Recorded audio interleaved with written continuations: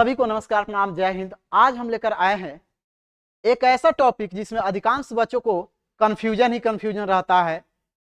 ये जो टॉपिक का एक पार्ट है पादप आकारिकी अर्थात मॉर्फोलॉजी के बारे में हम लोग देखेंगे। एक पादप आकारिकी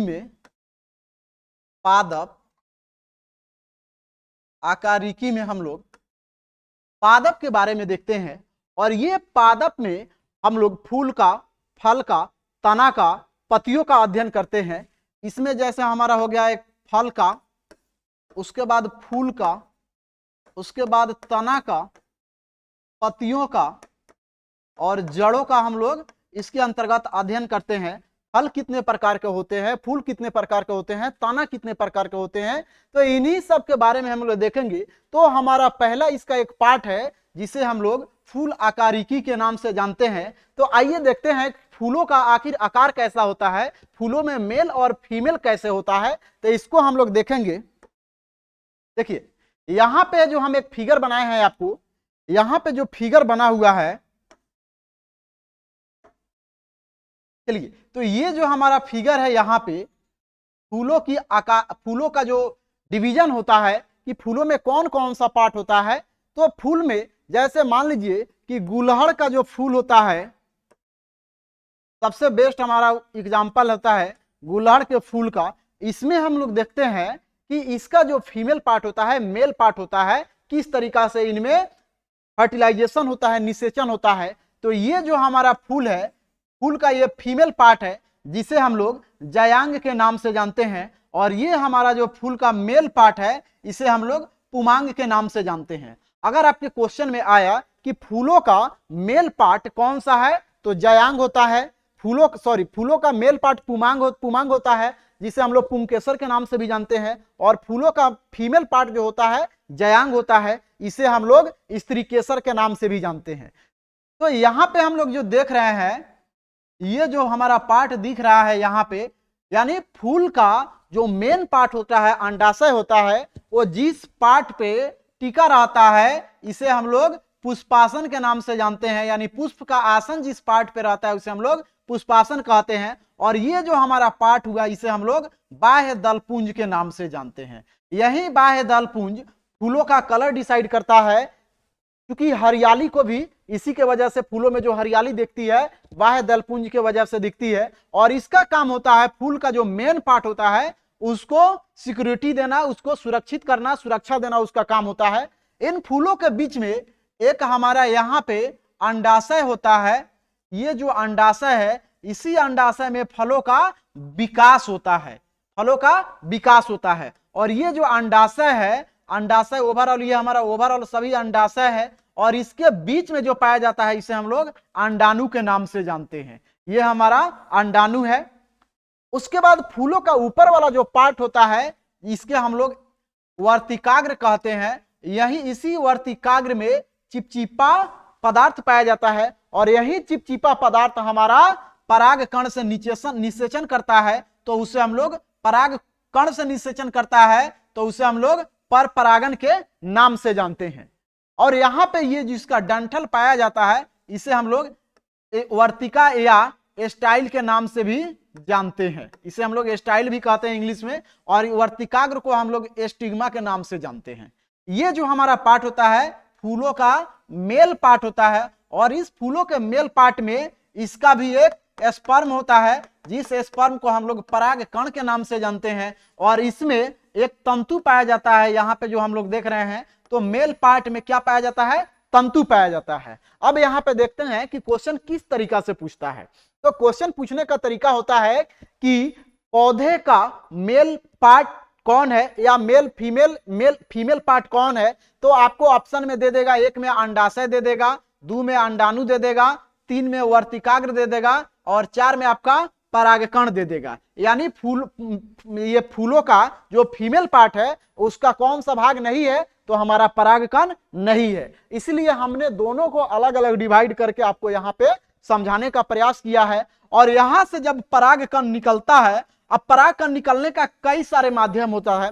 अब फूलों का जो मेल पार्ट होता है, वहां से फूलों का जो मेल पार्ट का स्पर्म निकलता है, वो जिसके माध्यम से होकर जाएगा वहां पे, या तो हवा के माध्यम से जाएगा, या पानी के माध्यम से जाएगा, या चिड़ियों के माध्यम से जा सकता है। जैसे हम लोग देखते हैं कोई चिड़िया किसी बीज को, किसी फल को खाती है और उसको बाद में उसको टट्टी के रूप में बाहर करती है, तो वहां पे फूलों का या फलों का एक नया वहां पे पौधा उत्पन्न होता है। तो उसी तरह से एक माध्यम से दूसरे माध्यम पर जाता है, तो उससे हम लोग पराग कण के नाम से जानते हैं। अर्थात मेल पार्ट का जो स्पर्म वाला भाग होता है, जिसे हम लोग पराग कण कहते हैं, यहां से जाता है और ये वर्तिकाग्र में यानी स्टिग्मा में यहाँ एक चिपचिपा पदार्थ पाया जाता है, और यहां से निषेचन होने के बाद कहां पे आता है, वो अंडाशय में आता है, और इस अंडाशय में फलों का विकास होता है।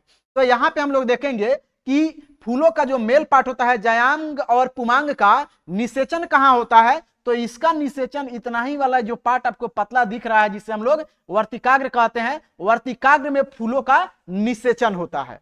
अब फूलों का जो निषेचन का माध्यम होता है, वह निषेचन हमारे द्वारा भी बीज बोकर किया जा सकता है, जानवरों द्वारा भी उस बीज को, उस फल को खाकर टट्टी के रूप में किया जाता है, तो वहां पे नए पौधे की उत्पत्ति होती है।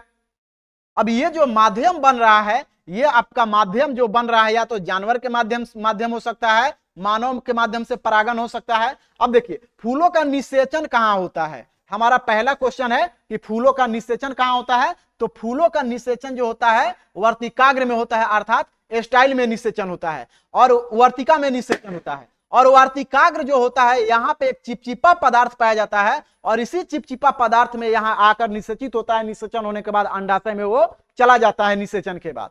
अब ये जो निषेचन होगा, या तो जानवर के माध्यम से होगा या मानव के माध्यम से होगा। तो जानवर के माध्यम से या मानव के माध्यम से निषेचन हो, तो उसे हम लोग जूफिलस के नाम से जानते हैं। देखिए मानव जो होता है जानवर के श्रेणी में ही आता है, अर्थात हम लोग एनिमल किंगडम में ही हम लोग उसको पढ़ते हैं। जैसे प्लांट किंगडम होता है, एनिमल किंगडम होता है।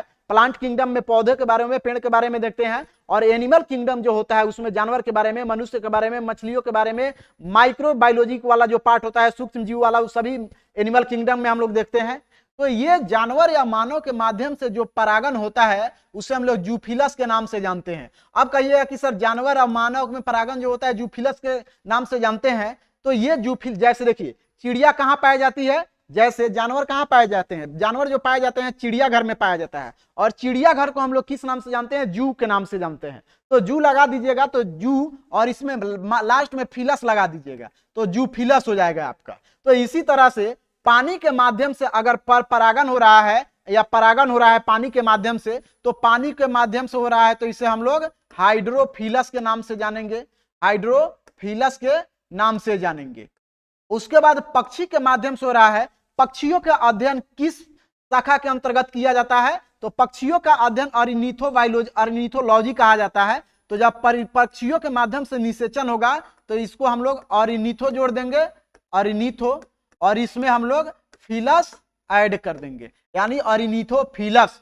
कीट का हम लोग अध्ययन को क्या कहते हैं, एंटोमोलॉजी कहते हैं। तो इसमें हम लोग एंटोफिलस या एंटोमोफिलस के नाम से भी जानते हैं, इसे हम लोग एंटोफिलस या एंटोमोफिलस, इसे हम लोग एंटोमोफिलस के नाम से भी जानते हैं।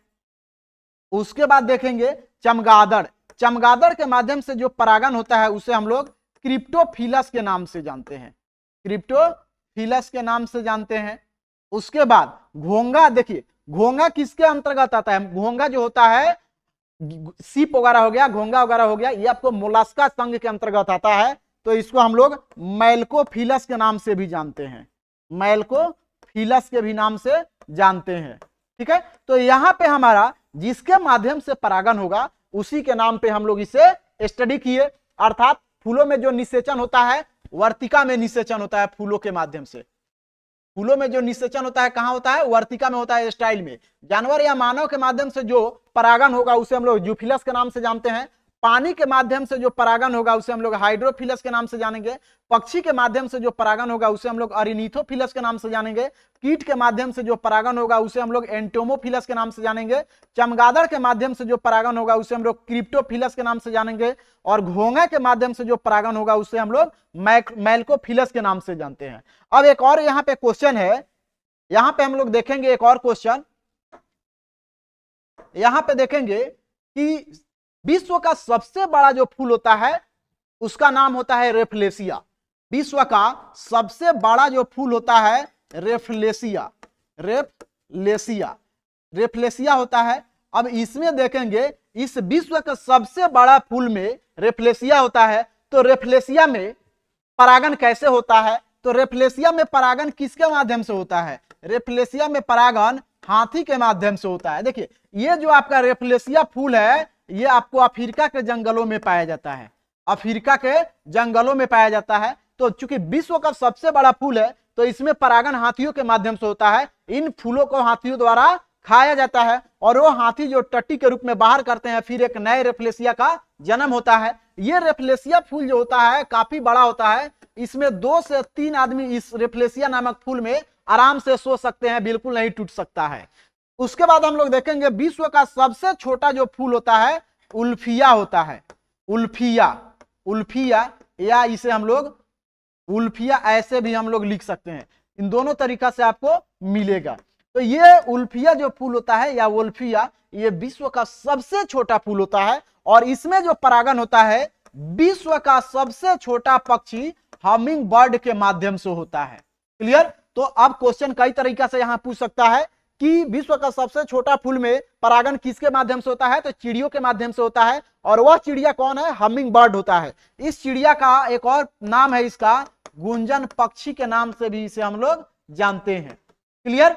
तो यहां पे हम लोग देखेंगे उल्फिया में जो परागण होगा हमिंग बर्ड यानी विश्व के सबसे छोटे पक्षी के माध्यम से होगा और ये जो रेफ्लेसिया में जो परागण होगा किसके माध्यम से?